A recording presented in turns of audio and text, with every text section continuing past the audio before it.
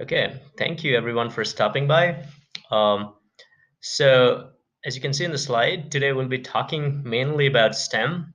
For those of you who are not familiar with the terminology STEM, it's nothing foreign. It's just an acronym for science, technology, engineering, and mathematics.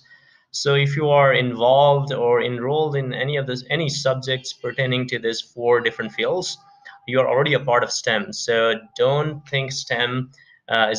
think about STEM as a foreign term. Okay. So hopefully by the end of this talk, I'll be able to tell you guys why I call STEM a gateway to the world of infinite potential. Okay, so let's move forward. Before getting into the main STEM talk, I'd like to briefly introduce myself and talk a little bit about my academic journey. Uh, like mentioned earlier, my name is Madhav Nupane. I'm primarily a STEM instructor. I teach chemistry, biology, and English.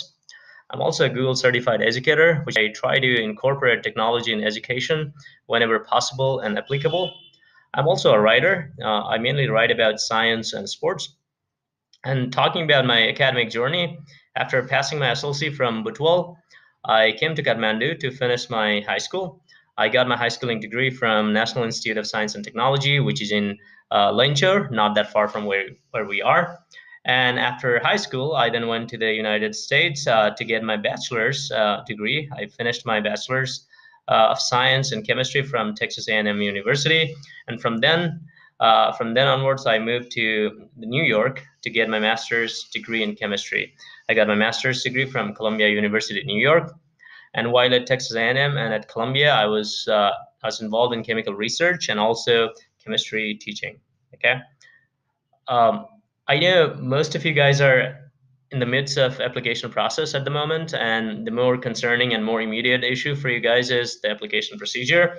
So you might have questions like what kind of elements are factored in during the admission process, right? How to strengthen each elements, writing statement of purpose, writing good recommendation letters, um, or even career advice, right? So I'll not be focusing on these things during the course of the talk. But if you have any question from these topics, feel free to ask any question at the end of the talk during the Q&A session. Okay, I'll be more than happy to field any question.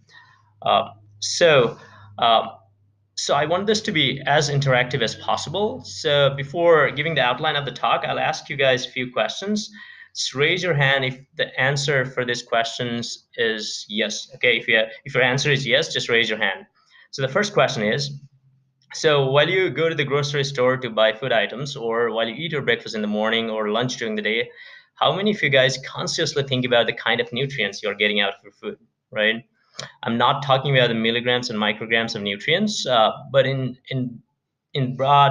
general, the broad category of nutrients you're getting from your food. How many of you guys think about it? Just raise your hand if your answer is yes. Okay. Okay, and let's move on to the next questions. Over the last 15, 20 years, we have seen this amazing evolution in technology, right? In electronics, whether it's cell phone, tabs, computers, personal computers, right? There has been a remarkable improvement in the smartness, in the speed of these devices. So when you use your cell phones and tabs and laptops today, how many of you guys consciously think about the driving force that makes this evolution possible? How many of you guys think about what makes your cell phone smart, better, and compatible? Okay, just raise your hand.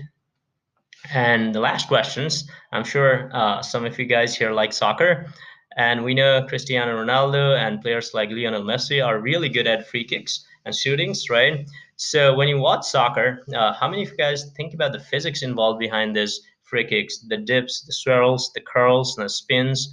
Just raise your hand. Okay. So, one of the main purpose of this talk, besides the fact that we'll talk about STEM, the potential behind STEM, how to succeed in STEM, how to retain within STEM, right? One of the main purpose of the talk today is help you guys think a little bit more scientifically, a little bit more logically, to help you guys or encourage you guys to look around and think about the science involved in the natural and physical phenomenon that's going on around you. Okay, to sum up, one of the main purpose of today's talk is to help you guys become a little bit more creative and imaginative. because we all know how much imagination onwards. I'll give you the outline of the talk. We'll talk about STEM and STEM education to start with, and then we'll go to the career pathways and practical relevance of STEM. From there, I'll share my mantras to succeed in STEM. And hopefully we'll be able to play a few videos where I'll show you guys that STEM is not complicated and it's cool. And at the end, we'll be doing a little Q&A session where I'll be fielding questions from you guys. Okay, so yeah, let's start.